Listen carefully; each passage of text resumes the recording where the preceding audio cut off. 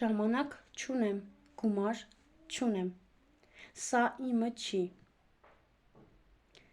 Այս բոլոր առարկումները, որոնք որ ես թվարկեցի, սրանք ուղղակի զուտ պատճառաբանություններ են։ Եթե մարդը ծնվում է ու Աստված իրեն տալիս է հնարավորություն, մարդը պիտի այդ հնարավորությունից օգտվի։ Անկախ ամեն ինչից, ինչ ոլորտում էլ որ լինի։ Ժամանակ չունենալը դա խնդիր չի։ Մենք բոլորս ունենք 24 ժամ ժամանակ և 24 ժամվա ընթացքում հասցնում ենք անել այնպիսի գործողություններ, որոնք մարդիկ այդ գործողությունները անում են մի շաբաթվա ընթացքում։ Ինչի մասին է խոսքը։ Մենք պետքա ոչ թե պատճառաբանենք,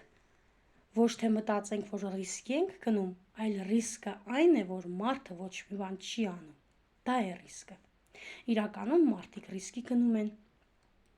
ներդրումներ են կատարում, անշարժ գույքի ոլորտում օրինակ, հենց ցանցային բիզնեսում։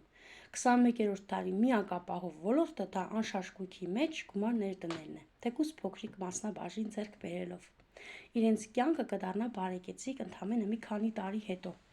Իրենց երեխաները կունենան բարեկեցիկ կյանք։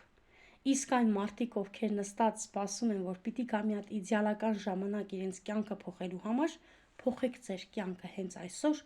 եւ դուք եւս դարձեք հաջողակներից մեկը։